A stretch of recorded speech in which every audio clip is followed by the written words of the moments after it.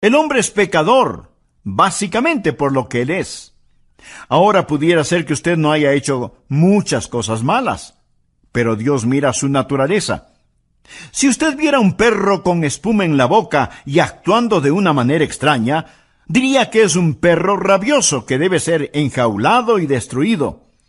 No por lo que el perro haya hecho, porque a lo mejor no ha mordido a nadie, pero sí porque tiene la capacidad de hacerlo. Amigos, somos pecadores no solo por lo que hemos hecho, sino por lo que somos capaces de hacer. El hombre es pecador por lo que él es. Segundo, el hombre es pecador por lo que ha hecho. En Romanos 3:23 leemos, por cuanto todos pecaron y están destituidos de la gloria de Dios. Piense, amigo, en las cosas que usted ha hecho. Piense en las mentiras que ha dicho, en las maldiciones que ha proferido. Y usted dice, bueno, no fue con mala intención. Cierto que he usado el nombre de Dios en vano, pero lo hice sin intención. Amigo, esa es parte de su culpabilidad. Tomar el nombre de Dios y que no tenga ningún significado. Dios dijo, no tomarás el nombre de Jehová tu Dios en vano, porque no dará por inocente Jehová al que tomare su nombre en vano. Uno de estos días usted se enfrentará con cada maldición que ha dicho. Piense en el chisme que ha propalado cuando usó su lengua para destruir el carácter de otra persona. Piense en todas las cosas deshonestas que ha hecho.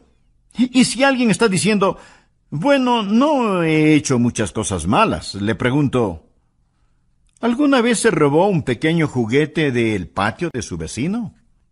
¿Alguna vez no hizo trampas en la escuela? Y si usted me dice, oh, pero esos fueron pecados pequeños, mi amigo, quiero recordarle que Dios no lo califica con puntos decimales. Somos pecadores por lo que somos. Somos pecadores por lo que hemos hecho. Piense en su vida mental. Usted odia. Y Dios escribe asesinato. Usted tiene lujuria. Dios escribe fornicación o adulterio. El hombre es pecador por lo que él es y por lo que ha hecho. Y además es pecador por lo que no ha hecho. ¿Por qué Dios lo creó?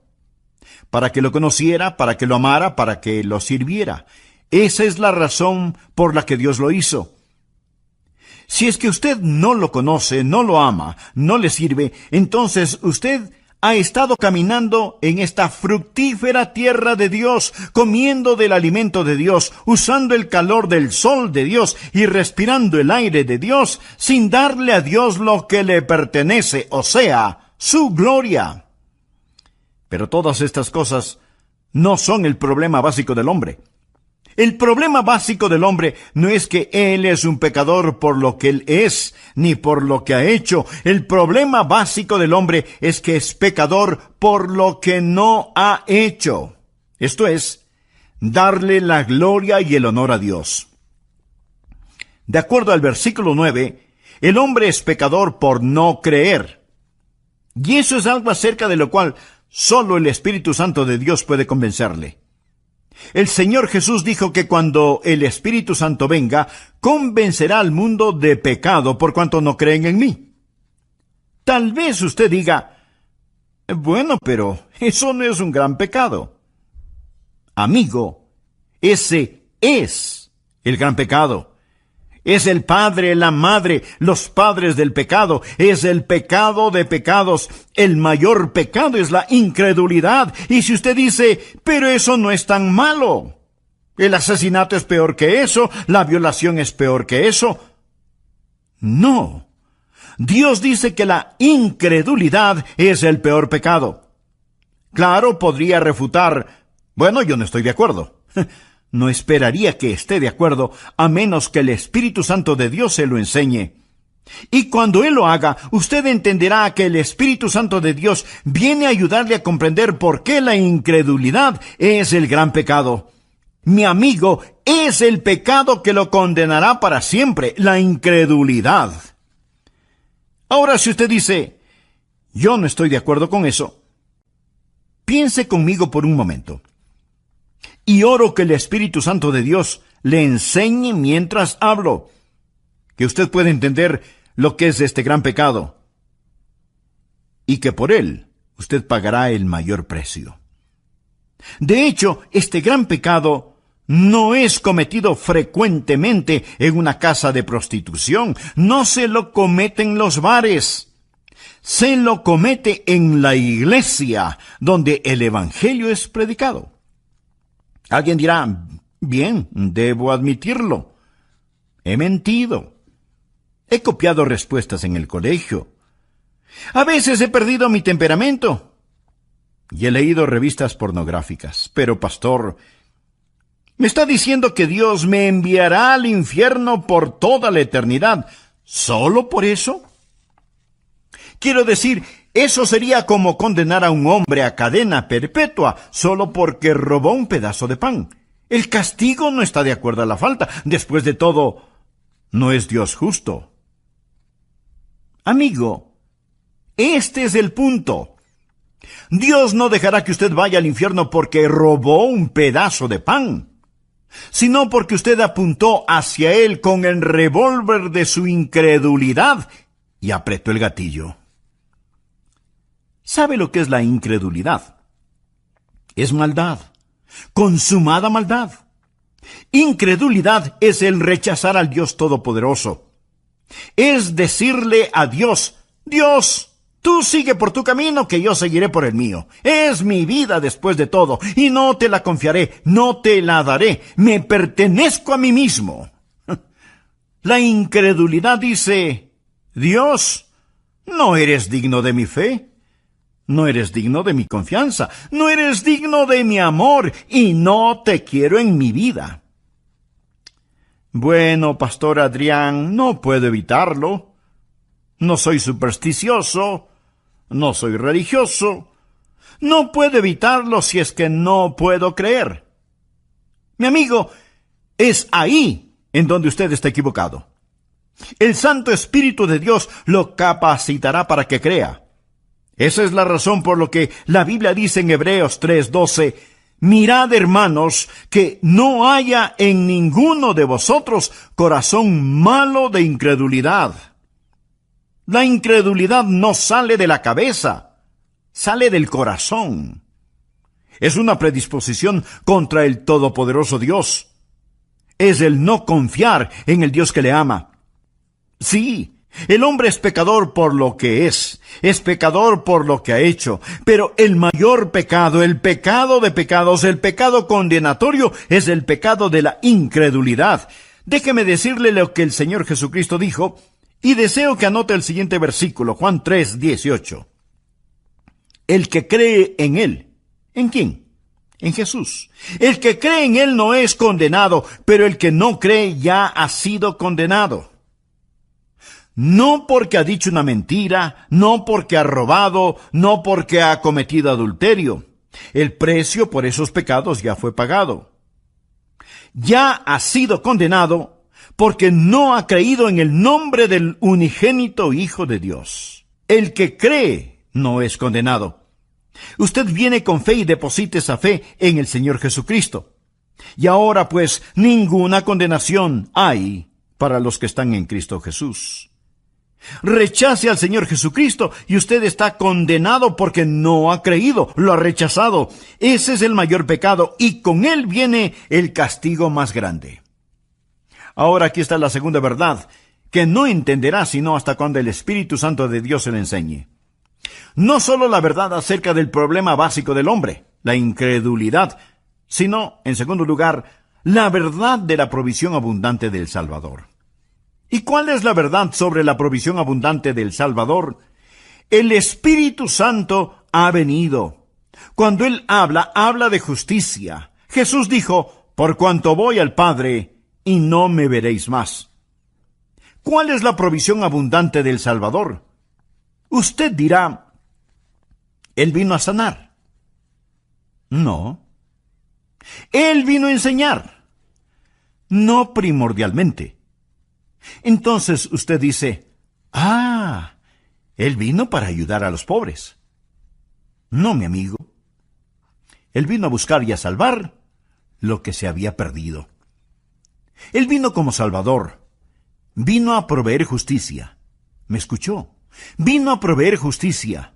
Nacido de una virgen, vivió una vida sin pecado y tomó mi pecado y su pecado sobre sí mismo. Fue colgado en una cruz y con su sangre pagó la deuda del pecado. Lo pusieron en una oscura tumba, resucitó al tercer día, ascendió a los cielos. Todo lo que él vino a hacer lo cumplió. Hablando a su Padre, Jesús dijo: «He acabado la obra que me diste que hiciera. Ahora pues, Padre, glorifícame tú al lado tuyo con aquella gloria que tuve contigo antes que el mundo fuese». ¿Qué es lo que está diciendo Jesús? Dice: «He terminado el trabajo que me encargaste. Regreso a casa y ascenderé las altas montañas de la gloria. Y el Espíritu Santo vendrá, y Él les convencerá de la justicia que pueden tener por mi intermedio». La idea del mundo sobre el pecado es que el hombre es pecador por las cosas que hace. No. El hombre hace lo que hace porque es pecador. Un hombre no es mentiroso porque dice mentiras porque es un mentiroso. El pecado está en su corazón. Y la idea del mundo acerca de la justicia está lo mismo de deformada. El mundo piensa que un hombre es pecador si hace algo malo, y piensa que un hombre es justo si hace lo bueno. Si nuestras obras buenas pesan más que nuestras obras malas, Dios nos dirá: «Lo lograste». Si lo malo pesa más que lo bueno, Él simplemente nos dirá: «Fallaste». Esa es la idea del mundo acerca de la justicia. Pero deseo que escuche lo que dicen las Escrituras. Dios habla acerca de su pueblo Israel, y esto es lo que Él dice en Romanos 10:3. «Porque ignorando la justicia de Dios y procurando establecer la suya propia, no se han sujetado a la justicia de Dios». Pensemos por un momento. Si usted pudiera ser presentado como justo delante de Dios por hacer buenas obras, o dar dinero, o ayudar a los pobres, o por ser religioso y bondadoso, si usted pudiera ser tenido como justo por hacer eso, escúcheme ahora atentamente. ¿Por qué tuvo que morir Jesús? ¿Por qué tuvo que sufrir en la cruz? Si usted pudo haberse salvado por sus propias justicias. Quiero que piense que si usted pudo haberse salvado por sus buenas obras, entonces el Calvario fue la equivocación más colosal de todas las edades. Piense en eso. Pablo dice lo siguiente en Gálatas 2:21. «No desecho la gracia de Dios, pues si por la ley fuese la justicia, entonces por demás murió Cristo». ¿Qué significa eso? Cuando usted trata de ganar su salvación, está frustrando la gracia de Dios. Pues si por la ley fuese la justicia, entonces por demás murió Cristo. ¿Quiere decir Cristo que Él murió en vano? ¿Que murió por nada? Si usted pudiera por guardar los 10 mandamientos, ese es el significado de la ley, si usted pudiera construir su camino hacia el cielo, dígame, mi amigo, ¿por qué murió Jesús? ¿Cuál es el propósito de la cruz? ¿Me quiere decir que Dios permitió que su querido y precioso Hijo muriera en indescriptible agonía sobre esa cruz, cuando usted pudo haberse salvado sin ella? Dios dejó que su Hijo muriera. Mi amigo, si eso es verdad, yo odiaría el encontrarme con ese Dios en un callejón oscuro. Yo no tendría respeto por un Dios que pudo permitir que Jesucristo muriera de esa manera sobre una cruz, que fuera masacrado sobre una cruz romana, cuando usted pudo haberse salvado solo siendo bueno. Mire nuevamente el versículo. Pues si por la ley fuese la justicia, entonces por demás murió Cristo. Pero la mayoría de las personas en nuestros países son ególatras, que se ufanan mientras van rumbo al infierno. Se ufanan de ser demasiado buenas como para ser condenadas. Solo el Espíritu Santo de Dios le podrá convencer a usted de que el gran pecado es el pecado de la incredulidad. Solo el Espíritu Santo de Dios le podrá convencer de que usted no tiene ni la mitad de un aleluya de oportunidad para irse al cielo, aparte de la sangre derramada del Señor Jesucristo. Y si usted me dice, bueno, Pastor Rogers, yo soy una buena persona. Déjeme decirle lo que Dios dice acerca de usted. Anote el siguiente versículo. Isaías 64:6. Si bien todos nosotros somos como suciedad y todas nuestras justicias como trapo de inmundicia. No habla de sus malas obras. Habla de sus buenas obras. A los ojos de Dios son como trapos de inmundicia. Esta es la palabra que describe lo que utilizaban para cubrir las lacras purulentas de los leprosos. Todas nuestras justicias son como trapos de inmundicia. Solo el Espíritu Santo de Dios puede enseñarle a usted eso. Usted puede cometer un mortal error al depender de sus autojustificaciones en vez de depender de la justicia de Cristo. Ahora, cuando usted cree en el Señor Jesucristo, ¿qué es lo que Él hace? Primero, Él cambia lo que usted es. El momento que usted cree en Él, recuerde, hemos dicho que un hombre es pecador por lo que Él es. Bien, Jesús cambia lo que ese hombre es. Los creyentes no son solo buenas personas, son criaturas nuevas, de modo que si alguno está en Cristo, nueva criatura es. Dios le da una nueva naturaleza. ¿Desea esa nueva naturaleza?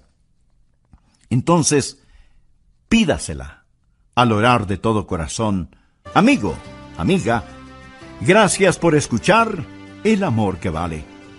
Hoy estudiaremos la segunda parte de la enseñanza titulada Cuando el Espíritu habla, tomada del Evangelio de Juan capítulo 16. A manera de repaso, en nuestra última lección vimos que hay cosas que usted nunca aprenderá en la escuela. Cosas que nunca las resolverá intelectualmente hasta que haga a un lado su orgullo y permita que Dios, el Espíritu Santo, le hable acerca de 3 extraordinarias verdades. Veámoslas. Por favor, abra su Biblia en Juan, capítulo 16, versículo 7. Jesús está hablando de su ascensión al cielo y de la venida del Espíritu Santo a la tierra y dice, pero yo os digo la verdad. Os conviene que yo me vaya, porque si no me fuere, el Consolador no vendría a vosotros, mas si me fuere, os lo enviaré. Ahora la palabra Consolador es la palabra que significa defensor o abogado. Ahora notemos lo que dice el versículo 8, y cuando Él venga, convencerá al mundo, primero, de pecado, segundo, de justicia, y tercero, de juicio. Estas son las 3 cosas que usted nunca entenderá si no fuera por el Espíritu Santo: pecado, justicia y juicio. Versículos 9 y 10. De pecado por cuanto no creen en mí, de justicia por cuanto voy al Padre y no me veréis más, y de juicio por cuanto el príncipe de este mundo ha sido ya juzgado. Deseo que aprendamos estas 3 cosas hoy, y oro para que el Espíritu Santo de Dios le hable y le ayude a entender estas cosas, porque únicamente el Santo Espíritu de Dios puede escribirlas en su corazón. ¿Cuáles son estas 3 maravillosas verdades que usted aprenderá cuando el Espíritu de Dios hable? Número 1, es la verdad acerca del problema básico del pecador. ¿Y cuál es el problema básico del pecador? Miremos el versículo 9. De pecado por cuanto no creen en mí. ¿Cuál es el problema básico del hombre? En primer lugar, un hombre es pecador por lo que él es, nació pecador. Anote al margen Efesios 2:3. Y éramos por naturaleza hijos de ira.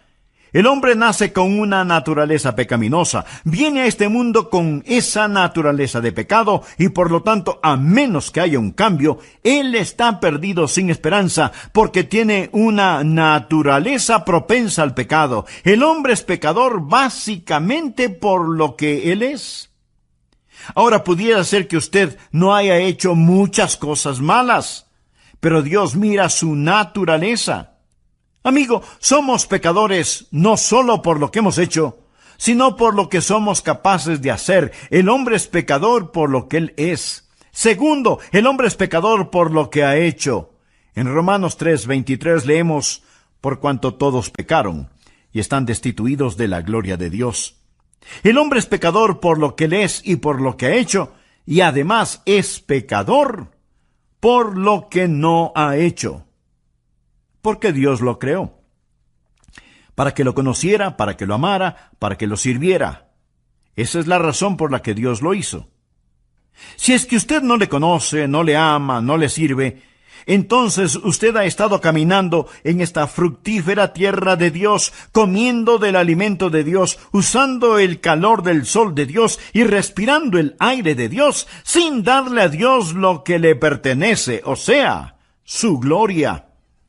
Pero todas estas cosas no son el problema básico del hombre. El problema básico del hombre es que es pecador por lo que no ha hecho. Esto es, darle la gloria y el honor a Dios. De acuerdo al versículo 9, el hombre es pecador por no creer. Y eso es algo acerca de lo cual solo el Espíritu Santo de Dios puede convencerle. El Señor Jesús dijo que cuando el Espíritu Santo venga, convencerá al mundo de pecado por cuanto no creen en mí. Tal vez usted diga, bueno, pero eso no es un gran pecado. Mi amigo, ese es el gran pecado. Es el padre, la madre, los padres del pecado. Es el pecado de pecados. Es el mayor pecado, el de la incredulidad.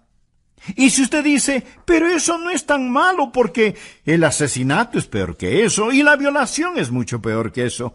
No. Dios dice que la incredulidad es el peor pecado. El pecado más grande es el de la incredulidad. Es el pecado que lo corona todo. Es la prueba de la maldad del hombre. Mi amigo, es el pecado que lo condenará para siempre. La incredulidad. ¿Sabe lo que es la incredulidad? Es maldad. Consumada maldad. Incredulidad es el rechazar al Dios Todopoderoso. El Señor Jesucristo dijo en Juan 3:18, el que cree en Él. ¿En quién? Pues en Jesús. El que cree en Él no es condenado, pero el que no cree ya ha sido condenado. No porque ha dicho una mentira, no porque ha robado, no porque ha cometido adulterio. El precio de esos pecados ya fue pagado.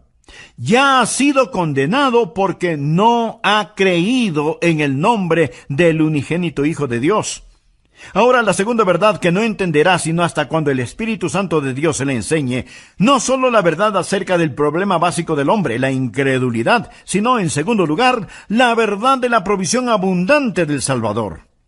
¿Y cuál es la verdad sobre la provisión abundante del Salvador? El Espíritu Santo ha venido. Cuando Él habla, habla de justicia. Jesús dijo, por cuanto voy al Padre, y no me veréis más. ¿Cuál es la provisión abundante del Salvador? Usted dirá, bueno, Él vino a sanar. No. Entonces, Él vino a enseñar. No primordialmente. Entonces usted dice, ya sé, Él vino para ayudar a los pobres. No. Mi amigo, Él vino a buscar y a salvar lo que se había perdido. Él vino como Salvador. Vino a proveer justicia. ¿Me escuchó? Él vino a proveer justicia. Escuche Romanos 10:3. Porque ignorando la justicia de Dios y procurando establecer la suya propia, no se han sujetado a la justicia de Dios. Mi amigo, la ignorancia es algo terrible. Pero cuando tiene que ver con el cielo o el infierno, no solo es terrible, sino trágico. Porque ignorando la justicia de Dios y procurando establecer la suya propia, no se han sujetado a la justicia de Dios. Su única esperanza de aparecer justo delante de Dios es el trabajo terminado del ascendido Cristo. Cuando Jesús ascendió al cielo, cuando dijo que se iba al cielo, ¿qué es lo que hizo cuando se fue al cielo? Fue y presentó su sangre en el trono de la misericordia en el cielo, delante de su Padre, como la propiciación por nuestros pecados. Pensemos por un minuto. Si usted pudiera ser presentado como justo delante de Dios, por hacer buenas obras, o dar dinero, o ayudar a los pobres, o por ser religioso y bondadoso. ¿Por qué tuvo que morir Jesús? ¿Por qué tuvo que sufrir en la cruz? Si usted pudo haberse salvado por sus propias justicias.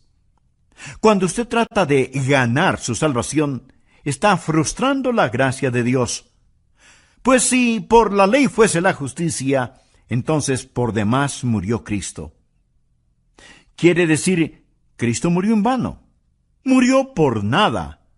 Si usted pudiera guardar los 10 mandamientos, y ese es el significado de la ley, si usted pudiera construir su camino hacia el cielo, dígame, mi amigo, ¿por qué murió Jesús? ¿Cuál es el propósito de la cruz? Oh, solo el Espíritu Santo de Dios le podrá convencer a usted de que el gran pecado es el pecado de la incredulidad. Solo el Espíritu Santo de Dios le podrá convencer de que usted no tiene ni la mitad de un aleluya de oportunidad para irse al cielo, aparte de la sangre derramada del Señor Jesucristo. Ahora, cuando usted cree en el Señor Jesucristo, ¿qué es lo que Él hace? Primero, Él cambia lo que usted es. El momento que usted cree en Él, recuerde, hemos dicho que un hombre es pecador por lo que Él es. Bien, Jesús cambia lo que ese hombre es. Los creyentes no solo son buenas personas, sino que son nuevas criaturas, de modo que si alguno está en Cristo, nueva criatura es. Dios le da una nueva naturaleza. Cuando yo, siendo joven, recibí a Cristo, Dios puso una nueva naturaleza en mi corazón. Tan nueva era mi naturaleza que mis profesores se preguntaban, ¿y qué le pasó a Adrian Rogers? Fue un cambio radical. Pero, mi amigo, no solo cambia lo que somos, sino que también nos perdona lo que hayamos hecho. ¿Recuerda que dijimos que somos pecadores por lo que hemos hecho? Bien. Cada mancha, cada suciedad, cada negrura es lavada, más blanca que la nieve, y enterrada en la tumba del olvido de Dios. Pero no solo cambia lo que somos, no solo perdona lo que hemos hecho, sino que también nos da lo que necesitamos. ¿Y qué es lo que necesitamos? Necesitamos justicia. Por favor, anote Romanos capítulo 4, versículos 5 y 6. Mas al que no obra, si no cree en aquel que justifica al impío, su fe le es contada por justicia. O sea, Dios deposita justicia en nuestra cuenta. Como también David habla de la bienaventuranza del hombre a quien Dios atribuye justicia sin obras. Esa palabra atribuir significa poner a nuestra cuenta. Mas al que no obra, sino cree en aquel que justifica al impío, su fe le es contada por justicia. Bienaventurado el hombre a quien Dios atribuye justicia sin obras. Dios pone esa justicia en su cuenta. ¿Y cuán glorioso es eso? Y si usted dice, pero no lo entiendo, esa es la razón por la cual oro para que el Santo Espíritu de Dios abra su corazón hoy. Cuando el Espíritu de Dios venga, le convencerá de justicia, la única justicia que usted tendrá. Escúcheme. La peor forma de maldad es la bondad humana, cuando esa bondad humana se vuelve sustituto para el nuevo nacimiento. Permítame repetirlo. La peor forma de maldad es la bondad humana, cuando esa bondad humana se vuelve sustituto para el nuevo nacimiento.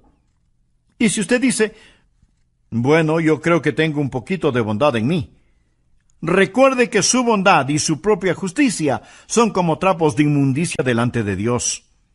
Pregunto, si la justificación viene por la ley, entonces ¿por qué murió Jesús? El Santo Espíritu de Dios vino para enseñarnos que el problema básico del hombre es el pecado y para enseñarnos que Cristo el Salvador es la provisión divina y en Él tenemos justificación. La próxima verdad que usted nunca entenderá sin la ayuda del Espíritu Santo es, en tercer lugar, acerca del poder destruido de Satanás. Jesús dijo que el Espíritu Santo vendrá para enseñarnos sobre el pecado, la justicia y el juicio. Juan 16:11 dice, y de juicio, por cuanto el príncipe de este mundo ha sido ya juzgado. Note el tiempo gramatical aquí. No dice que el príncipe de este mundo, que es Satanás, será juzgado. No. Satanás ya ha sido juzgado. Y usted necesita entender esto porque algunos piensan que aún estamos esperando saber el resultado final. No. Cuando Jesús enfrentó la cruz, esto es lo que dijo en Juan 12:31. Ahora es el juicio de este mundo. Ahora el príncipe de este mundo será echado fuera. No cuando Jesús venga nuevamente, sea el año que sea. Ahora es el juicio de este mundo. Amigo, cuando Jesús murió en la cruz, y mientras el hombre hacía las cosas más malévolas y malvadas, Dios estaba ganando la mayor victoria. Cuando Cristo inclinó su cabeza y expiró, el reino de Satanás fue destruido, la espalda de Satanás fue rota y se volvió un criminal condenado.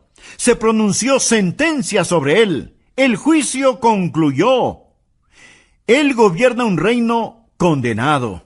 Navega en un barco que se hunde. Satanás está arruinado, devastado. El príncipe de este mundo ya ha sido juzgado. Esa es la estupidez de la adoración satánica. ¿Por qué seguir a un perdedor? El infierno fue preparado para el diablo y sus ángeles. Dios no hizo el infierno para usted. Pero déjeme decirle algo. Cada uno de quienes me escucha en este momento, o creen en el Señor Jesucristo o no creen en Él. Todos aquellos que creen en Jesucristo, un día serán como Jesús. De eso se trata nuestra fe cristiana, llegar a ser como Jesús. Eso es lo que Dios está haciendo. Dios quiere que los que creen en su Hijo sean hechos conforme a la imagen de su Hijo. De eso se trata. Amigo, usted está escuchando a un hombre que un día será hecho a la imagen de Jesucristo. Pero si usted falla en recibir al Señor Jesucristo, si usted se niega a creer en Él, y más bien está confiando en su propia justicia, usted se está moviendo en dirección opuesta. Y uno de estos días usted será la perfecta réplica de Satanás. Usted será como él. Será transformado a la imagen de Satanás y usted será el infierno preparado para el diablo y sus seguidores. Y este es un pensamiento aterrador, ¿no le parece? Permítame hacerle una pregunta. Cuando usted llegue a donde se dirige, ¿dónde estará? Cada persona se dirige hacia algún lugar. Aquellos que han creído en Jesucristo, que han recibido su justicia, un día serán como Él. Pero si usted no lo ha hecho, le puedo asegurar que un juicio espera por usted. No piense que hay una colosal competencia y que usted está esperando para saber quién es el vencedor, si Jesús o el diablo. El diablo ya perdió y Jesús debe reinar. Sus enemigos morderán el polvo. La verdad es más fuerte que la mentira, y el amor más fuerte que el odio, y la santidad es más alta que el pecado. Mi querido amigo, usted debe elegir muy cuidadosamente. Cierto que ahora parece que algunas veces Satanás está ganando la batalla, pero no se deje engañar. El príncipe de este mundo ya ha sido juzgado. Hace algún tiempo leí acerca de una araña que trató de tejer su tela en el gran reloj del pueblo. Así que puso el casi invisible hilito en el minutero del gran reloj y comenzó a tejer. Pero el minutero se movía cada minuto, destruyendo su obra. Y la araña tenía que comenzar, una y otra vez, a tejer su tela.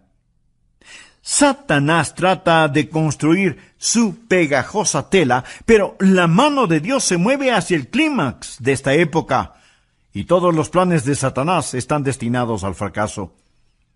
Quiero decirle lo que amo de este pasaje de las Escrituras. El Espíritu Santo de Dios ha venido para convencer al mundo del problema básico del hombre, de la provisión abundante del Salvador y del poder destruido de Satanás. Él ha venido para convencerle a usted de estas cosas. Pero note el orden. Ha venido para convencernos de pecado, de justicia y de juicio. Ahora, en una corte judicial, primero es el crimen. Cuando el crimen es probado, entonces viene el juzgamiento. El orden es, primero el crimen, luego el castigo.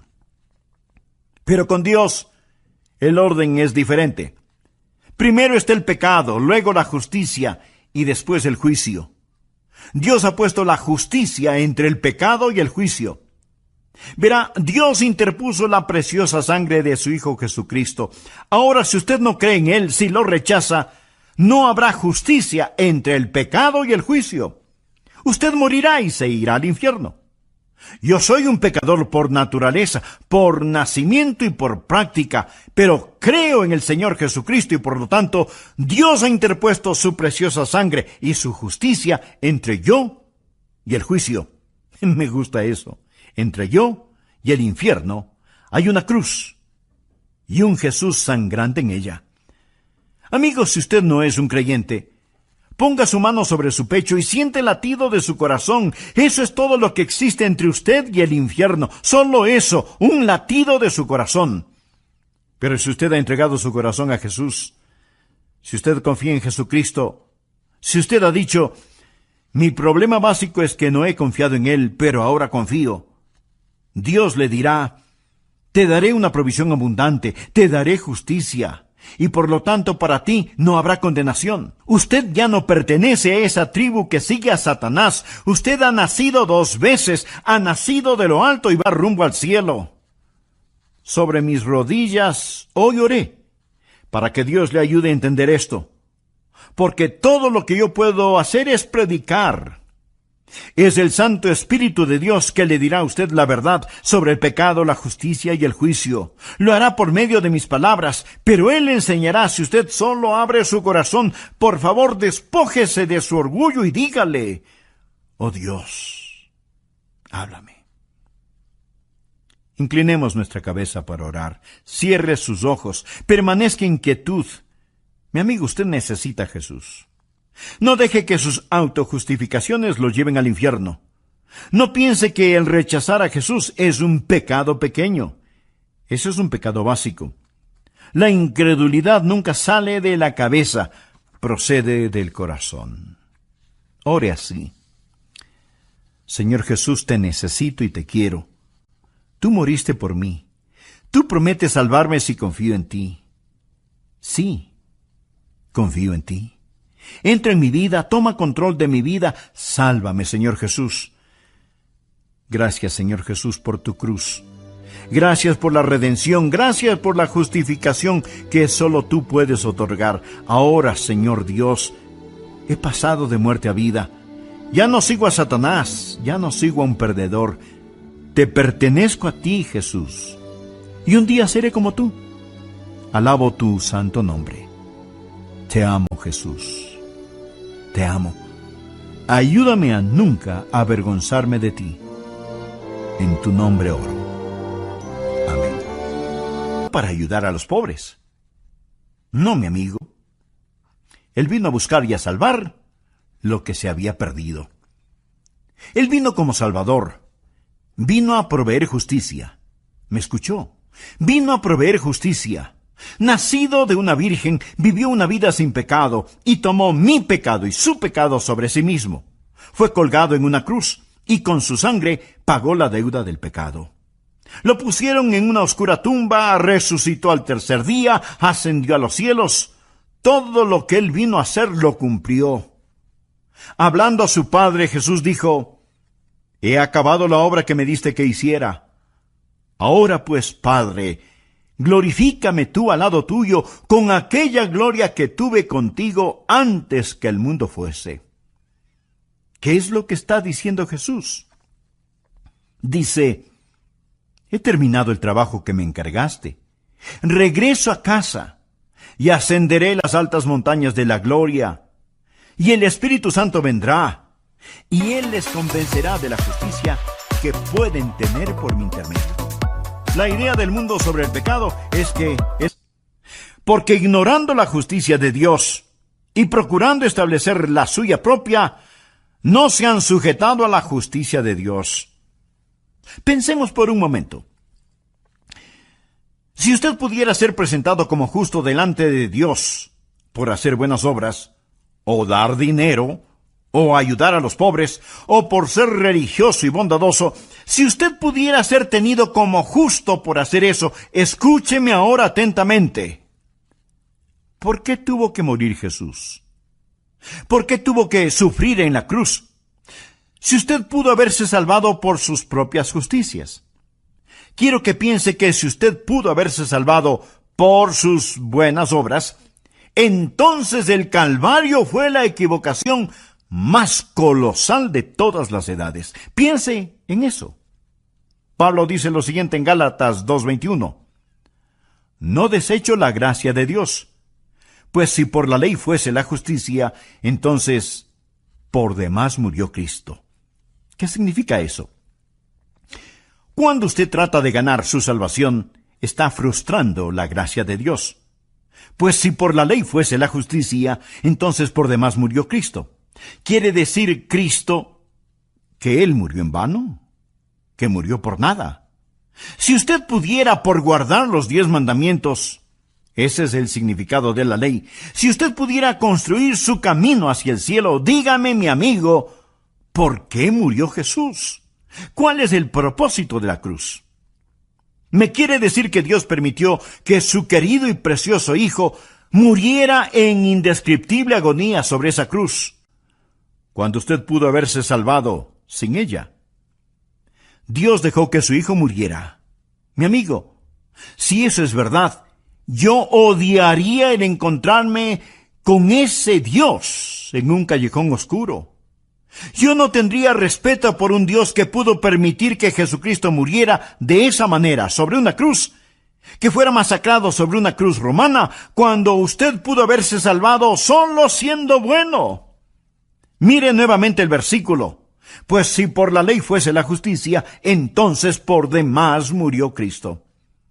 Pero la mayoría de las personas en nuestros países son ególatras, que se ufanan mientras van rumbo al infierno. Se ufanan de ser demasiado buenas como para ser condenadas. Solo el Espíritu Santo de Dios le podrá convencer a usted de que el gran pecado es el pecado de la incredulidad. Solo el Espíritu Santo de Dios le podrá convencer de que usted no tiene ni la mitad de un aleluya de oportunidad para irse al cielo, aparte de la sangre derramada del Señor Jesucristo. Y si usted me dice, bueno, Pastor Rogers, yo soy una buena persona. Déjeme decirle lo que Dios dice acerca de usted. Anote el siguiente versículo. Isaías 64:6. Si bien todos nosotros somos como suciedad y todas nuestras justicias como trapo de inmundicia. No habla de sus malas obras. Habla de sus buenas obras. A los ojos de Dios son como trapos de inmundicia. Esta es la palabra que describe lo que utilizaban para cubrir las lacras purulentas de los leprosos. Todas nuestras justicias son como trapos de inmundicia. Solo el Espíritu Santo de Dios puede enseñarle a usted eso. Usted puede cometer un mortal error al depender de sus autojustificaciones en vez de depender de la justicia de Cristo. Ahora, cuando usted cree en el Señor Jesucristo, ¿qué es lo que Él hace? Primero, Él cambia lo que usted es. El momento que usted cree en Él, recuerde, hemos dicho que un hombre es pecador por lo que Él es. Bien, Jesús cambia lo que ese hombre es.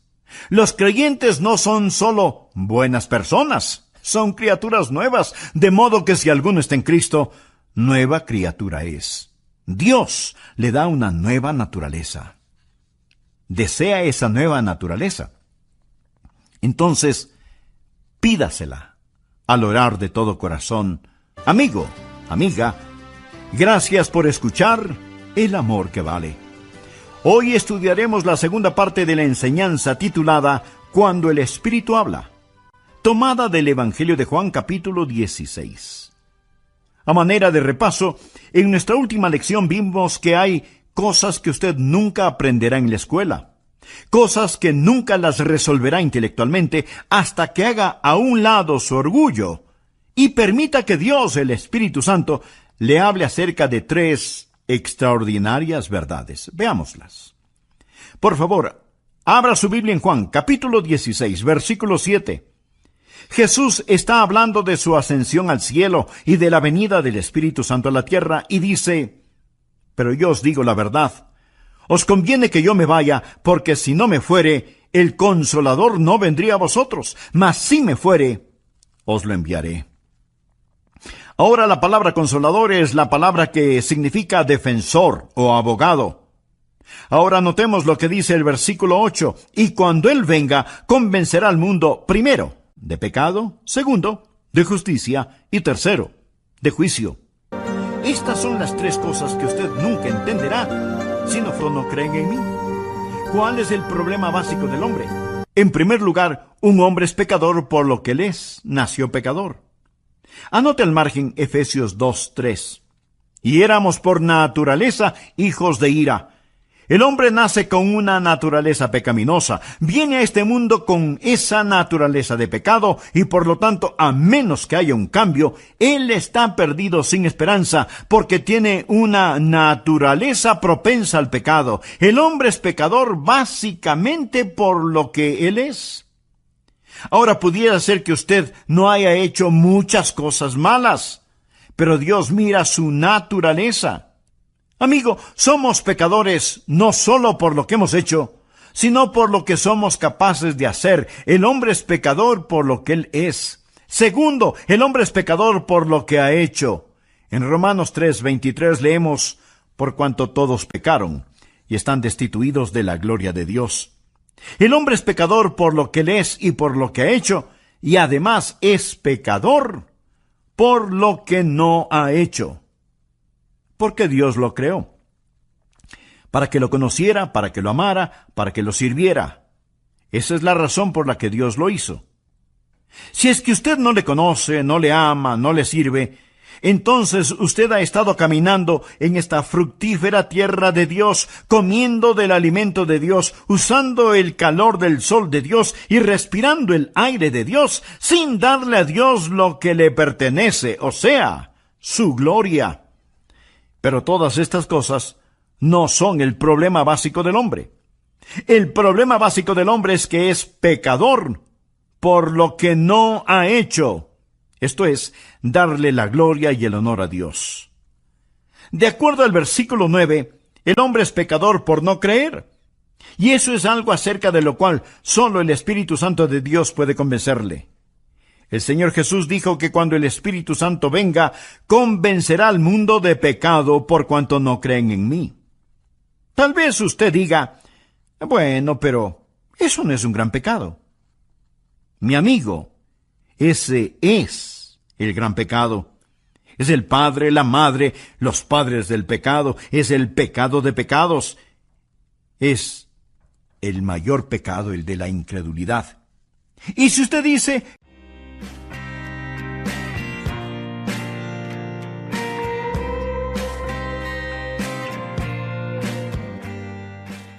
les invito a abrir sus Biblias en Efesios capítulo 5. Hoy estudiaremos acerca de la armonía en el hogar. Empezaremos a leer desde el versículo 18 hasta el final del capítulo 5. Dice así la palabra de Dios. No os embriaguéis con vino en el cual hay disolución. Antes bien, sed llenos del Espíritu, hablando entre vosotros con salmos, con himnos y cánticos espirituales, cantando y alabando al Señor en vuestros corazones, dando gracias por todo al Dios y Padre, en el nombre de nuestro Señor Jesucristo. Someteos unos a otros en el temor de Dios. Las casadas estén sujetas a sus propios maridos como al Señor, porque el marido es la cabeza de la mujer, así como Cristo es la cabeza de la iglesia, la cual es su cuerpo, y Él es su Salvador. Así que como la iglesia está sujeta a Cristo, así también las casadas lo estén a sus maridos en todo.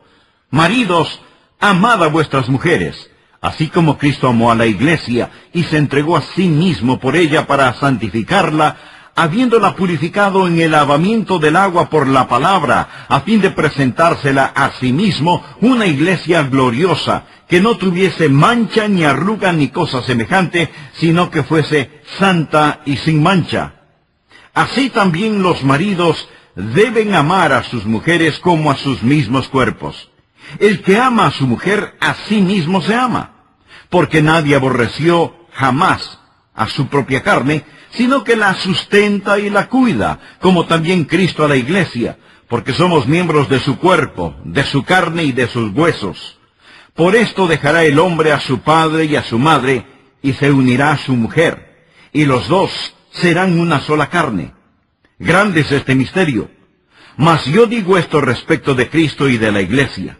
Por lo demás, cada uno de vosotros ame también a su mujer como a sí mismo, y la mujer respete a su marido. Para que haya armonía en el hogar, debe haber melodías que nos guste escuchar y nos gusta cantar juntos. Armonía para cantar diferentes partes. Dios hizo a los hombres y a las mujeres diferentes para poder hacernos uno, para que podamos cantar la misma canción. Pero el hombre canta una parte y toma la iniciativa, y la mujer canta la otra parte, armonizando con su esposo. Ese es el plan de Dios. Entre el hombre y la mujer hay diferencias psicológicas, fisiológicas y emocionales que varían en grado. No son exactamente lo mismo en cada ser humano. Pero estamos hablando del diseño divino. Cómo Dios hizo al varón y a la mujer con definitivas diferencias. Por ejemplo, Dios nos enseña que el hombre debe ser el proveedor y que la mujer debe ser su ayudante. El hombre debe ser el protector y la mujer una nutridora, porque en su vientre se nutre la vida. El hombre debe ser el guiador, mientras la mujer es la encargada de los adornos y la belleza del hogar. Y mientras, por lo general, el hombre es más fuerte físicamente, la mujer es más tierna y frágil en su naturaleza. Dios nos hizo diferentes a fin de poder hacernos uno. Pedro dice que juntos, hombre y mujer, somos herederos de la gracia de la vida. Dios desea que juntos, marido y mujer, sean los herederos de sus bendiciones. Hay un diseño divino, hay diferencias definitivas y hay direcciones dinámicas. Hoy tenemos una generación de niños que está muy confundida. No saben si están siendo criados por un hombre femenino o una mujer masculina. Hoy existe una especie de neblina entre la distinción de los sexos como resultado del feminismo radical. Pero esto solo pone en evidencia el fracaso de los hombres por no ser el tipo de hombres masculinos que deben ser. Tenemos una generación de hombres miniatura en lugar de verdaderos hombres. Esto es un tributo al fracaso del hombre en desempeñar el rol que Dios le ha dado. La epidemia de divorcios, la homosexualidad, el abuso sexual, la promiscuidad, los trastornos emocionales, los suicidios. Pienso que los hombres son principalmente los responsables.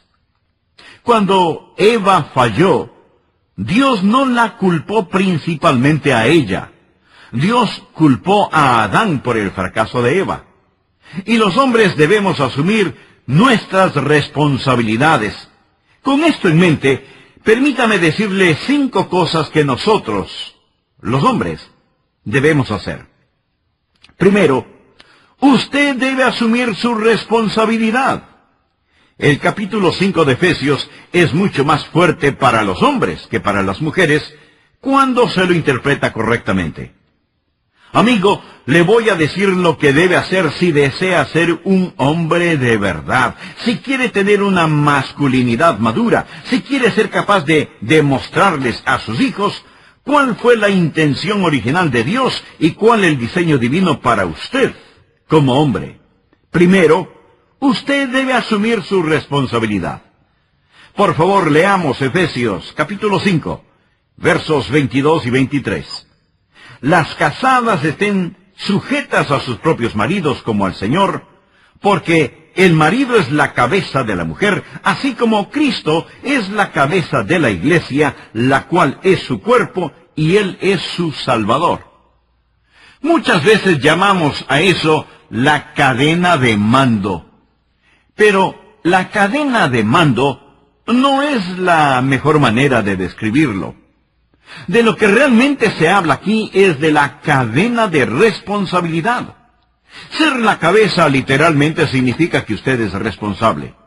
No significa que usted existe para que le suplan sus necesidades. Significa que usted existe para suplir las necesidades de otros. Como esposos, no podemos evadir esas responsabilidades. Por favor, anote al margen 1 Corintios, capítulo 11, versículo 3. Pero quiero que sepáis que Cristo es la cabeza de todo varón, y el varón es la cabeza de la mujer, y Dios la cabeza de Cristo. El problema actual es que hay tantos hombres que no asumen sus responsabilidades. Quieren tener el liderazgo, pero no la responsabilidad. Cuando se le dice a su esposa que esté sujeta a usted, eso significa que ella debe esperar en usted. No significa que ella está para ser su sirvienta, pero está allí para que las necesidades básicas de ella sean suplidas por usted. El hecho de que ella se someta a usted significa que usted tiene la responsabilidad de cuidar de ella, y su liderazgo debe ser un liderazgo que sirve. La sumisión de la mujer no significa inferioridad. Claro que el diablo le dirá que si está en sumisión, usted es inferior. No lo crea. Esa es una mentira satánica. En Filipenses 2, versículos del 5 al 9, leemos: haya pues en vosotros este sentir que hubo también en Cristo Jesús, el cual, siendo en forma de Dios, no estimó el ser igual a Dios como cosa a que aferrarse, sino que se despojó a sí mismo, tomando la forma de siervo, hecho semejante a los hombres, y estando en la condición de hombre, se humilló a sí mismo, haciéndose obediente hasta la muerte, y muerte de cruz. Por lo cual Dios también le exaltó hasta lo sumo, y le dio un nombre, que es sobre todo nombre. Jesús se humilló, y Dios lo exaltó. Nunca nos parecemos más a Jesús que cuando tenemos un espíritu de sumisión. Nunca nos parecemos más al diablo que cuando tenemos un espíritu de rebeldía. Ahora, si Dios el Padre es la cabeza de Cristo el Hijo, ¿significa que Cristo el Hijo es inferior a Dios el Padre? De ninguna manera. Dios el Padre, el Hijo y el Espíritu Santo son coiguales y coeternos. Sería blasfemia y distorsión de una doctrina cristiana básica decir que alguien es inferior en la Trinidad. Sin embargo, eternamente, el Señor Jesucristo está en sumisión al Padre Eterno. La mujer no es inferior al hombre cuando está en sumisión a éste. La sumisión cristiana es simplemente un igual que se pone voluntariamente bajo otro igual para que Jesucristo pueda ser glorificado. Eso es todo. Algunas veces hablamos de marido y mujer como de una sociedad, pero esa no es la mejor manera de describir el matrimonio. Un escritor cristiano dice que cuando se habla de marido y mujer como socios, entonces no existe una cabeza. Marido y mujer son más bien como un equipo, y todos en la familia, marido, mujer, hijos, determinarán como equipo los triunfos o los fracasos del equipo. Al asumir las responsabilidades, el esposo debe delegar autoridad, pero no puede eludir su responsabilidad. Permítame repetir esto. Al hablar de asumir responsabilidades, el esposo puede delegar autoridad, pero no puede eludir su responsabilidad. Cuando un esposo delega autoridad, o sea, le da autoridad a su esposa para que realice un sinnúmero de cosas, si todo sale bien, ella debe ser alabada, felicitada. Pero si las cosas no salen bien, es el esposo el que tiene la culpa, porque aunque él haya delegado autoridad, no puede eludir su responsabilidad. Espero que usted, amigo, esposo, padre, ejecutivo, empleado, entienda perfectamente bien este principio. ¿Sabía que el Señor Jesucristo no impone su señorío sobre usted? Nunca lo hace.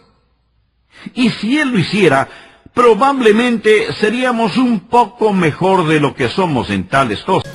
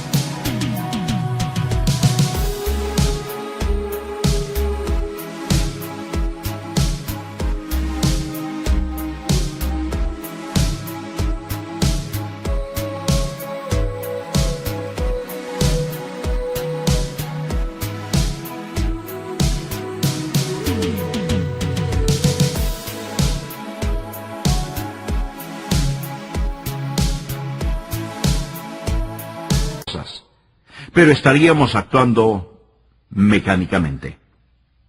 Debemos amar a nuestras esposas como Cristo ama a la iglesia. No debemos demandar ser la cabeza. El respeto y la confianza se ganan. Y el Señor Jesucristo definitivamente se ha ganado mi respeto, se ha ganado mi confianza.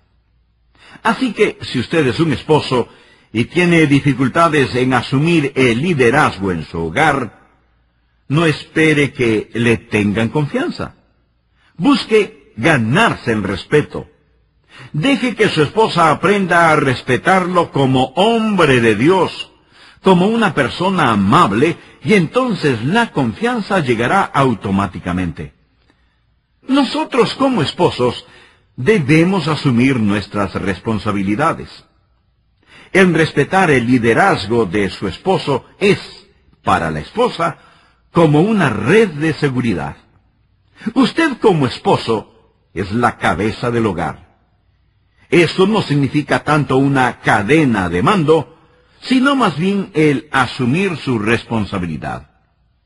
Segundo, esta diferencia entre los sexos significa que usted como marido debe hacerle saber a su esposa que ella es la número 1 en su vida. La Biblia dice, maridos, amad a vuestras mujeres, así como Cristo amó a la iglesia y se entregó a sí mismo por ella. Su esposa debe saber que ella está antes que los niños, antes que suegra o suegro. Por tanto, dejará el hombre a su padre y a su madre, y se unirá a su mujer.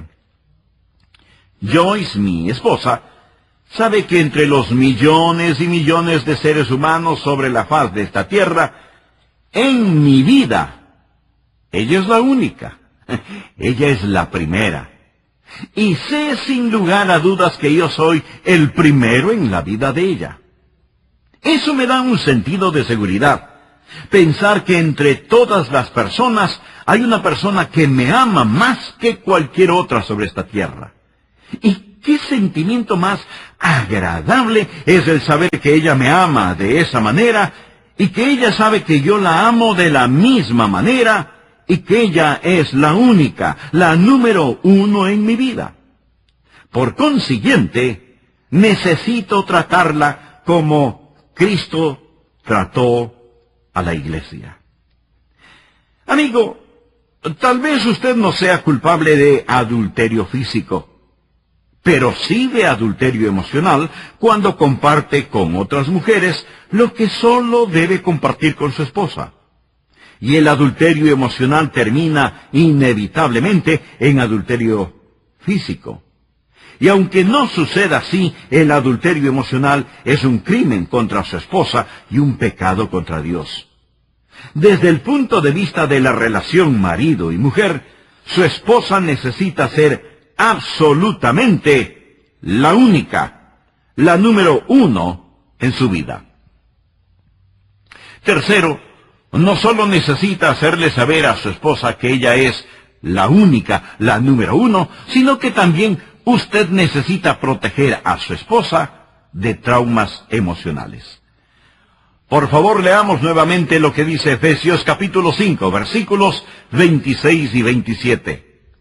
Para santificarla, habiéndola purificado en el lavamiento del agua por la palabra, a fin de presentársela a sí mismo una iglesia gloriosa, que no tuviese mancha ni arruga ni cosa semejante, sino que fuese santa y sin mancha. Los hombres deben amar a sus esposas. Eso significa que deben protegerlas de traumas y daños emocionales. Amigo, ese es su trabajo y su responsabilidad. Refiriéndose a la iglesia, dice, a fin de presentársela a sí mismo sin mancha. La palabra mancha significa basura, suciedad.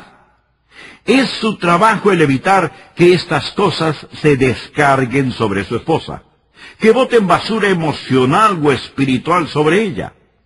Y debe tener cuidado de no ser usted mismo el que descarga estas cosas hasta el punto de que ella no pueda sobrellevarlas. Ella quiere que usted comparta sus pesares. Ella quiere saber cuáles son sus sufrimientos para consolarlo, llorar con usted y cuidar de usted. Pero tenga cuidado con lo que usted descarga en ella. Una de las cosas que he aprendido es que el tiempo más importante que paso en el día son los primeros 5 minutos al regresar a casa. Si entro a la casa y voy directamente a mi estudio, o inmediatamente enciendo la televisión, o hago cualquier otra cosa, le he fallado a mi esposa. Yo necesito abrazarla, decirle que la amo. Debo llamarla por teléfono y decirle que ya voy en camino y que tengo muchas ganas de verla. Estas cosas son tan importantes. En esos 5 primeros minutos después de llegar a casa, le estoy diciendo, tú eres la número uno. He llegado no para descargar basura sobre ti, sino para quitarte una carga, para poder presentarte a mí mismo sin mancha. La próxima palabra es arruga. Esta es una palabra interesante. Habla de una clase de herida interior, un trauma que literalmente a veces se nota en el rostro. No estoy hablando de las arrugas normales que se forman al reírnos, las arrugas alrededor de los ojos o la boca, sino que estoy hablando del trauma que desarrolla una mujer que ha vivido con un hombre que realmente no la ha amado como debió hacerlo. Son aquellas mujeres con un rostro, un semblante terso y contraído debido a traumas internos. No han sido amadas como debieron ser amadas, y a veces usted puede ver ese dolor escrito en su rostro. El marido debe proteger a su esposa. Amigo, mi asignación y su asignación de parte de Dios es hacer de nuestras esposas creyentes más radiantes y bonitas interior y exteriormente. Lo que hay que hacer es no solo el asumir la responsabilidad, no solo hacerle saber a su esposa que ella es la única, la número uno, no solo protegerla de traumas emocionales, sino también hacer que su esposa se sienta absolutamente segura, amparada, protegida. El versículo 29 de Efesios 5 nos dice, porque nadie aborreció jamás a su propia carne, sino que la sustenta y la cuida. La palabra sustentar es obvio que significa alimentar. Cuando usted tiene hambre, ¿qué es lo que hace? Pues come, y cuando está sediento, quiere beber. Usted desea que sus necesidades sean suplidas, y como esposo, Es su responsabilidad proveer para su esposa el sustento físico, psicológico, emocional y espiritual que ella necesita para crecer. Esta diferencia entre los sexos significa que usted, como marido, debe hacerle saber a su esposa que ella es la número uno en su vida. La Biblia dice: maridos, amad a vuestras mujeres, así como Cristo amó a la iglesia y se entregó a sí mismo por ella. Su esposa debe saber que ella está antes que los niños, antes que suegra o suegro. Por tanto, dejará el hombre a su padre y a su madre y se unirá a su mujer. Joyce, mi esposa, sabe que entre los millones y millones de seres humanos sobre la faz de esta tierra, en mi vida, ella es la única. Ella es la primera. Y sé sin lugar a dudas que yo soy el primero en la vida de ella. Eso me da un sentido de seguridad. Pensar que entre todas las personas hay una persona que me ama más que cualquier otra sobre esta tierra. Y qué sentimiento más agradable es el saber que ella me ama de esa manera y que ella sabe que yo la amo de la misma manera y que ella es la única, la número uno en mi vida. Por consiguiente, necesito tratarla como Cristo trató a la iglesia. Amigo, tal vez usted no sea culpable de adulterio físico, pero sí de adulterio emocional cuando comparte con otras mujeres lo que solo debe compartir con su esposa. Y el adulterio emocional termina inevitablemente en adulterio físico. Y aunque no suceda así, el adulterio emocional es un crimen contra su esposa y un pecado contra Dios. Desde el punto de vista de la relación marido y mujer, su esposa necesita ser absolutamente la única, la número uno en su vida. Tercero, no solo necesita hacerle saber a su esposa que ella es la única, la número uno, sino que también usted necesita proteger a su esposa de traumas emocionales. Por favor, leamos nuevamente lo que dice Efesios capítulo 5, versículos 26 y 27. Para santificarla, habiéndola purificado en el lavamiento del agua por la palabra, a fin de presentársela a sí mismo una iglesia gloriosa, que no tuviese mancha ni arruga ni cosa semejante, sino que fuese santa y sin mancha. Los hombres deben amar a sus esposas. Eso significa que deben protegerlas de traumas y daños emocionales. Amigo, ese es su trabajo y su responsabilidad. Refiriéndose a la iglesia, dice, a fin de presentársela a sí mismo sin mancha. La palabra mancha significa basura, suciedad. Es su trabajo el evitar que estas cosas se descarguen sobre su esposa, que boten basura emocional o espiritual sobre ella. Y debe tener cuidado de no ser usted mismo el que descarga estas cosas hasta el punto de que ella no pueda sobrellevarlas. Ella quiere que usted comparta sus pesares. Ella quiere saber cuáles son sus sufrimientos para consolarlo, llorar con usted y cuidar de usted. Pero tenga cuidado con lo que usted descarga en ella. Una de las cosas que he aprendido es que el tiempo más importante que paso en el día son los primeros 5 minutos al regresar a casa. Si entro a la casa y voy directamente a mi estudio, o inmediatamente enciendo la televisión, o hago cualquier otra cosa, le he fallado a mi esposa. Yo necesito abrazarla, decirle que la amo. Debo llamarla por teléfono y decirle que ya voy en camino y que tengo muchas ganas de verla. Estas cosas son tan importantes. En esos 5 primeros minutos después de llegar a casa, le estoy diciendo, tú eres la número 1. He llegado no para descargar basura sobre ti, sino para quitarte una carga, para poder presentarte a mí mismo sin mancha. La próxima palabra es arruga. Esta es una palabra interesante.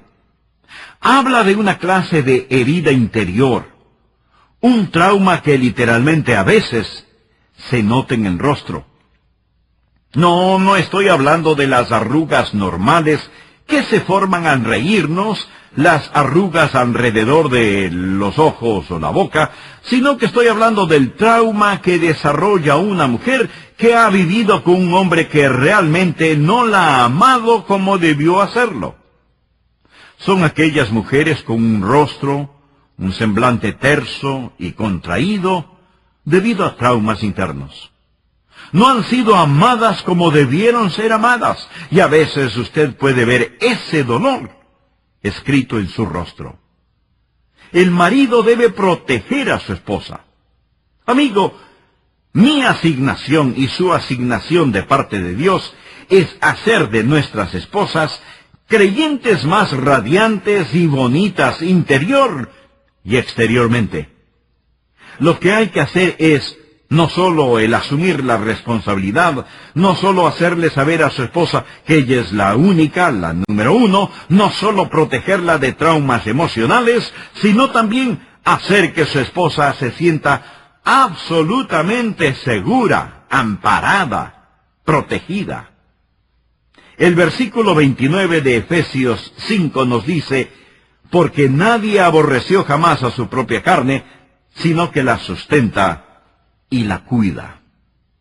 La palabra sustentar es obvio que significa alimentar. Cuando usted tiene hambre, ¿qué es lo que hace? Pues come. Y cuando está sediento, quiere beber. Usted desea que sus necesidades sean suplidas.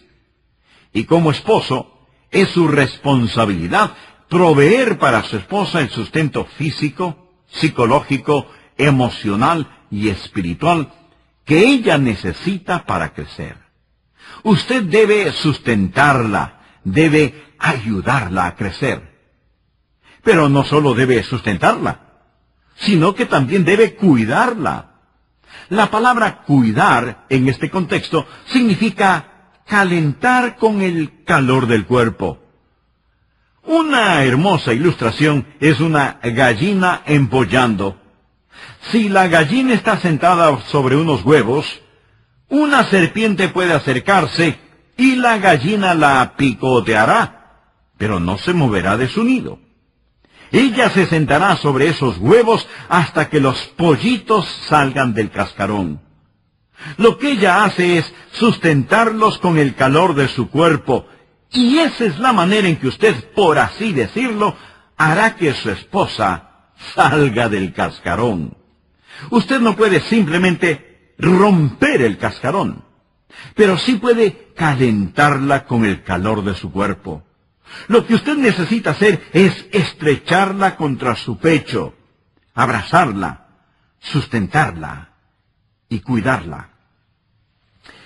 Oí hablar de una mujer que estaba casi en un estado catatónico. Nadie podía sacarla de ese estado. Entonces, su esposo la llevó donde un psiquiatra. Él no podía lograr que ella respondiera. Finalmente al psiquiatra se le ocurrió una idea. Se levantó de su silla, se acercó a la mujer, la abrazó, la estrechó contra su pecho y le dio un gran beso.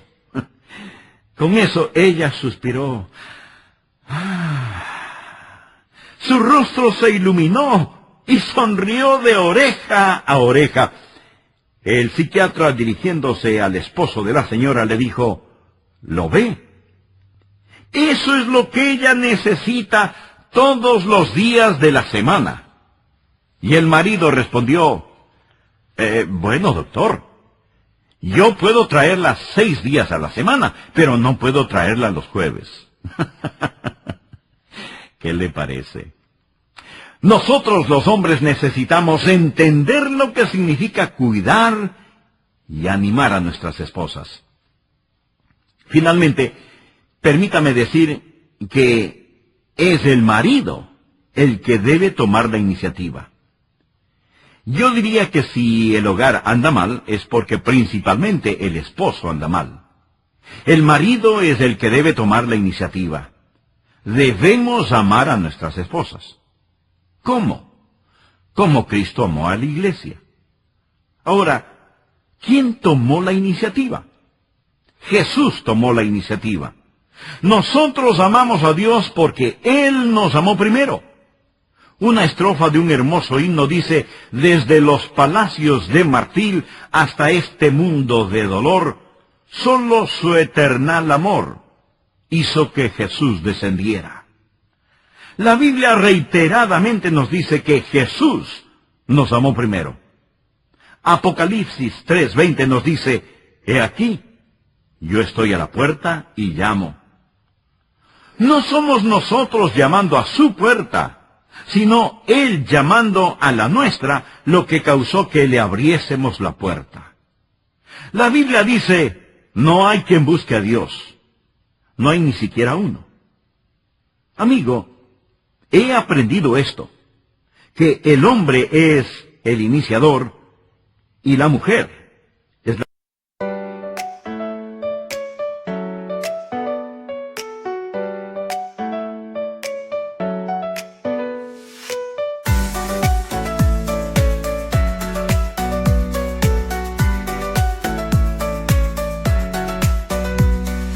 Raindrops falling down my face, like tiny tears in a happy chase.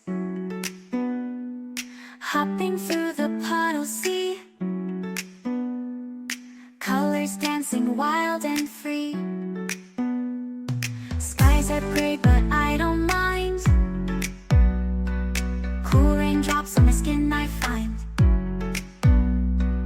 Kicking off my Saturday, watch the clouds just drift away. Rainbow in the rain, what a sight. Colors shining oh so bright. Dancing in the streets, so bright. Everything will be alright.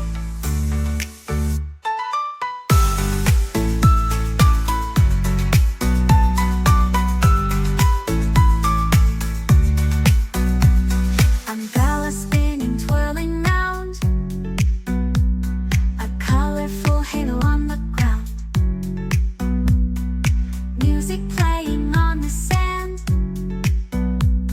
skipping beats, the heart will sway. Feel the world come out to play. Lightning cracks, but don't you fear.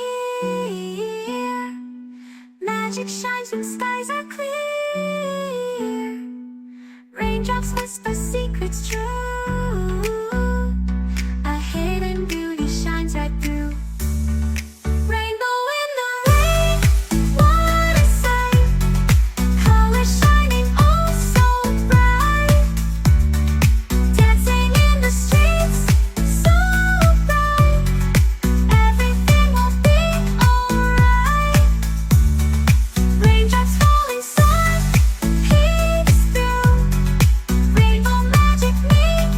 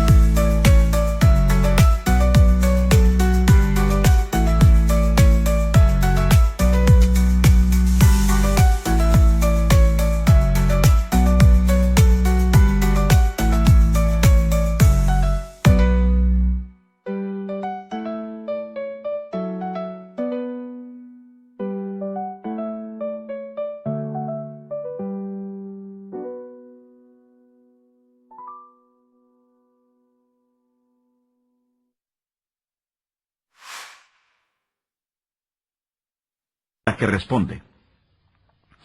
Por favor, busque conmigo el Cantar de los Cantares en su Biblia. Todo este libro es un poema de amor. Realmente es una canción que habla acerca de la música del matrimonio. Deseo que vea cómo aquí el hombre amante representa a Cristo amando a su iglesia. Por ejemplo, en el capítulo 1, el versículo 8, el esposo le dice a su esposa, si tú no lo sabes, oh hermosa entre las mujeres. Aquí él la corteja con dulces palabras, y no encontrará palabras más bonitas que estas. Y en el versículo 15 le dice, he aquí tú eres hermosa, amiga mía, he aquí eres bella, tus ojos son como palomas. Este es un lenguaje amoroso increíble. Y ahora leamos del capítulo 4, el primer versículo. He aquí que tú eres hermosa, amiga mía. He aquí que tú eres hermosa, tus ojos entre guedejas como de paloma. Y continúa hablando de su gran amor por ella. A lo mejor usted está pensando, ¿por qué no puedo hablarle así a mi mujer? Bueno, quizás necesita practicar. No creo que Salomón lo logró de la noche a la mañana. Note el capítulo 5, versículo 2. Yo dormía, pero mi corazón velaba. Es la voz de mi amado que llama. Ábreme, hermana mía, amiga mía, paloma mía, perfecta mía, porque mi cabeza está llena de rocío y mis cabellos de las gotas de la noche. En otras palabras, él le dice, amorcito, he estado viajando toda la noche para llegar a ti. Y él está tocando la puerta. Ella le responde, espera un minuto. Me he desnudado de mi ropa, ¿cómo me he de vestir? He lavado mis pies, ¿cómo los he de ensuciar? Quizás ella vivía en una casa con piso de tierra y le está diciendo, mira, ya me acosté, no me molestes. Y ella está pretendiendo que no quiere ir a abrir la puerta. Cantares 5:4 dice, mi amado metió su mano por la ventanilla y mi corazón se conmovió dentro de mí. Y en el versículo 5 leemos, yo me levanté para abrir a mi amado, y mis manos gotearon mirra, y mis dedos mirra que corrían sobre la manecilla del cerrojo. Todo el tiempo ella se estaba poniendo perfume y diciendo, no quiero ir a la puerta. Ella quiere que usted la busque. Es el marido quien debe tomar la iniciativa. ¿Sabía que si usted no toma la iniciativa en amar a su esposa, le va a causar un trauma si ella tiene que hacerlo? Algo en su espíritu será herido, porque Dios no la creó para tomar la iniciativa. Y si es que tiene que hacerlo, no se va a sentir bien. ¿Sabe cuál es la característica de una prostituta? Su característica es que ella toma la iniciativa. Busquemos Proverbios 7, versículo 10. Dice, cuando he aquí, una mujer le sale al encuentro con atavío de ramera. ¿Sabía que hay una forma de vestir que caracteriza a la ramera? Damas, no permitan que personas, por muy famosas que sean, pero carentes de toda moralidad, diseñen su ropa. Hay mujeres que salen a la calle con ropa que ni siquiera deberían usar en su recámara. La Biblia lo dice, el atavío de una ramera. Y algunas mujeres dirán, bueno, simplemente quiero verme atractiva. Si es así, pregúntese, ¿qué es lo que está tratando de atraer? Sabe que no debe exhibir lo que no quiere vender. Una mujer debe vestirse bellamente, pero no insinuantemente. Proverbios 7:11 dice, alborotadora y rencillosa. Dios no hizo a la mujer para que fuera ruidosa y escandalosa en público. Esa es una característica de la ramera. Dice la palabra de Dios, sus pies no pueden estar en casa. Unas veces está en la calle, otras veces en las plazas, acechando por todas las esquinas. Es una mujer de la calle. No soporta estar en su hogar, y ahora note cómo ella es la agresora. Se asió a él y le besó con semblante descarado. Luego prosiguió a invitarlo para que se acueste con ella. Esa es la característica de la ramera. No estoy diciendo que la esposa no puede ser amorosa con su esposo, que no pueda coquetear con su marido. Claro que puede hacerlo. Pero si la mujer toma totalmente la iniciativa, hay algo sumamente errado. El hombre es el que debe tomar la iniciativa. Pero, ¿sabe cuál es el problema con los hombres? Ellos se enfocan en lograr sus metas. Los hombres creen que su meta es conquistar a una mujer para casarse. La corteja y la corteja hasta que se casan. Y después de casados, él simplemente se enfoca en otra meta. Y ella piensa que va a ser un romance perpetuo y luego se pregunta, ¿qué pasó? Una muchacha le dijo a su madre, «Mamá, no sé qué hacer. Mi novio está gastando mucho dinero en mí». Y la mamá le respondió, «Hija, simplemente cásate con él y dejará de hacerlo». Amigo, el galanteo, el noviazgo, no debe acabar con la boda. De hecho, usted necesita encender, reavivar el fuego del romance y continuar con el cortejo. Escúcheme. Dios nos hizo diferentes para que Él pudiera hacernos uno. Pero Dios le dio una naturaleza a usted y otra naturaleza a su esposa. Dios le dio masculinidad y responsabilidad que debe asumir.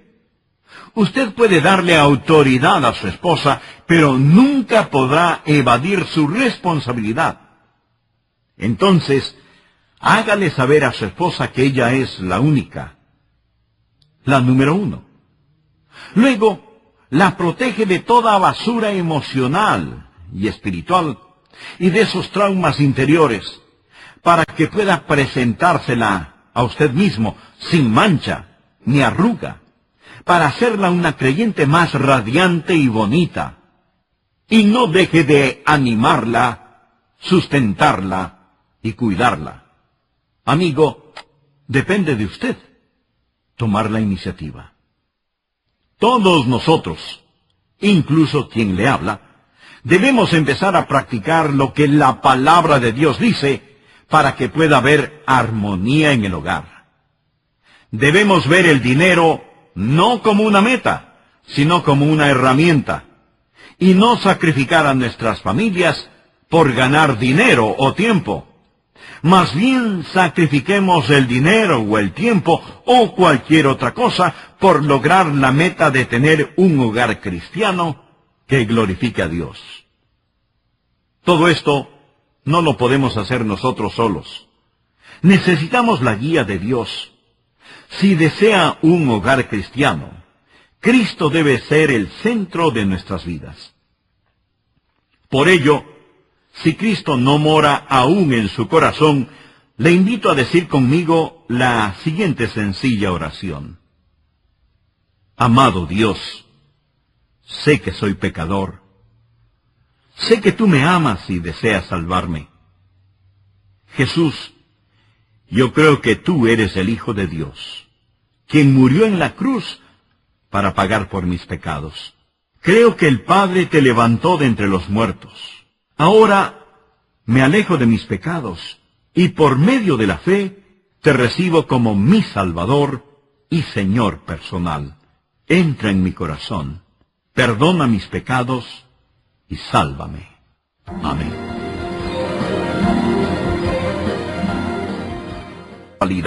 El abuso sexual, la promiscuidad, los trastornos emocionales, los suicidios.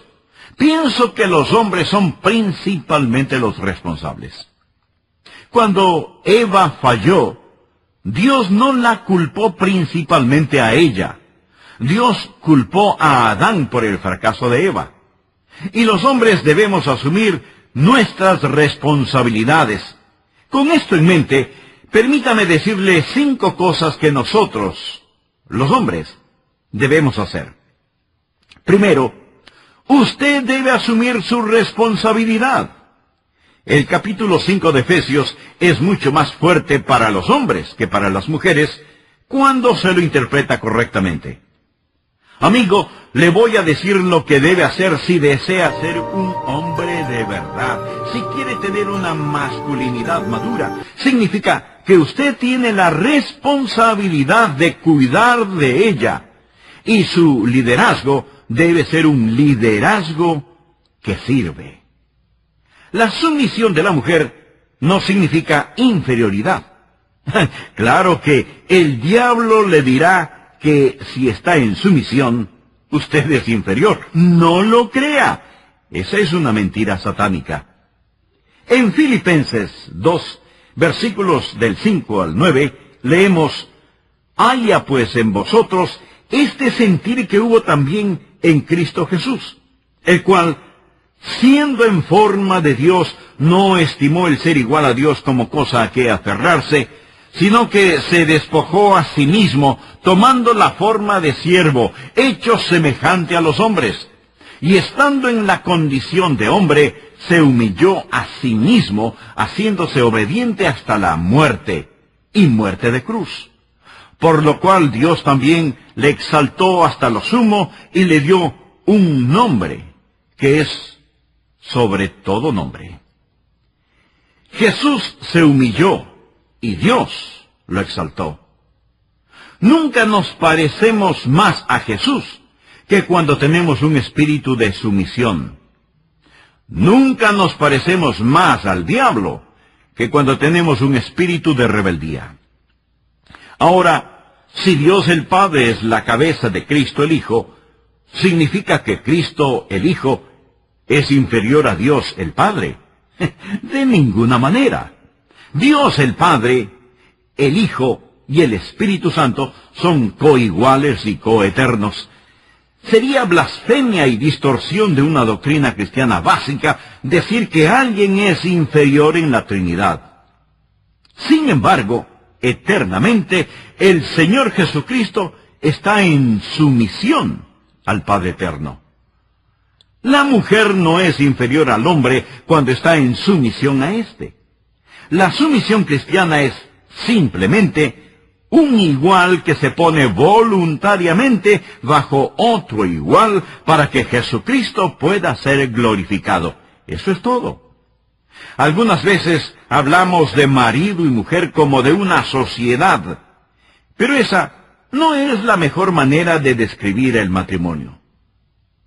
Un escritor cristiano dice que cuando se habla de marido y mujer como socios, entonces no existe una cabeza. Marido y mujer son más bien como un equipo, y todos en la familia, marido, mujer, hijos, determinarán como equipo los triunfos o los fracasos del equipo. Al asumir las responsabilidades, el esposo debe delegar autoridad, pero no puede eludir su responsabilidad. Permítame repetir esto. Al hablar de asumir responsabilidades, el esposo puede delegar autoridad, pero no puede eludir su responsabilidad.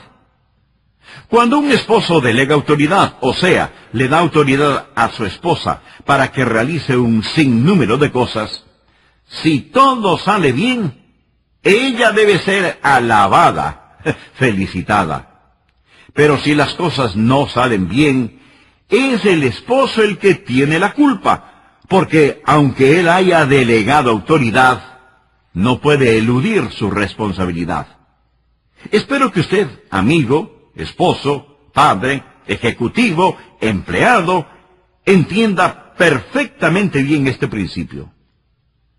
¿Sabía que el Señor Jesucristo no impone su señorío sobre usted? Nunca lo hace.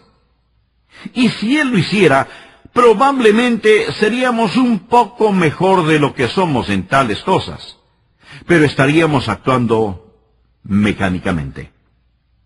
Debemos amar a nuestras esposas como Cristo ama a la iglesia. No debemos demandar ser la cabeza. El respeto y la confianza se ganan. Y el Señor Jesucristo definitivamente se ha ganado mi respeto, se ha ganado mi confianza. Así que si usted es un esposo y tiene dificultades en asumir el liderazgo en su hogar, no espere que le tengan confianza. Busque ganarse el respeto. Deje que su esposa aprenda a respetarlo como hombre de Dios, como una persona amable, y entonces la confianza llegará automáticamente. Nosotros como esposos debemos asumir nuestras responsabilidades. El respetar el liderazgo de su esposo es, para la esposa, como una red de seguridad. Usted como esposo es la cabeza del hogar. Eso no significa tanto una cadena de mando, sino más bien el asumir su responsabilidad. Segundo, esta diferencia entre los sexos significa que usted como marido debe hacerle saber ser absolutamente la única, la número uno en su vida. Tercero, no solo necesita hacerle saber a su esposa que ella es la única, la número uno, sino que también usted necesita proteger a su esposa de traumas emocionales. Por favor, leamos nuevamente lo que dice Efesios capítulo 5, versículos 26 y 27. Para santificarla, habiéndola purificado en el lavamiento del agua por la palabra, a fin de presentársela a sí mismo una iglesia gloriosa, que no tuviese mancha ni arruga ni cosa semejante, sino que fuese santa y sin mancha. Los hombres deben amar a sus esposas. Eso significa que deben protegerlas de traumas y daños emocionales. Amigo, ese es su trabajo y su responsabilidad. Refiriéndose a la iglesia, dice, a fin de presentársela a sí mismo sin mancha. La palabra mancha significa basura, suciedad. Es su trabajo el evitar que estas cosas se descarguen sobre su esposa, que boten basura emocional o espiritual sobre ella. Y debe tener cuidado de no ser usted mismo el que descarga estas cosas hasta el punto de que ella no pueda sobrellevarlas. Ella quiere que usted comparta sus pesares. Ella quiere saber cuáles son sus sufrimientos para consolarlo, llorar con usted y cuidar de usted. Pero tenga cuidado con lo que usted descarga en ella. Una de las cosas que he aprendido es que el tiempo más importante que paso en el día son los primeros 5 minutos al regresar a casa. Si entro a la casa y voy directamente a mi estudio, o inmediatamente enciendo la televisión, o hago cualquier otra cosa, le he fallado a mi esposa. Yo necesito abrazarla,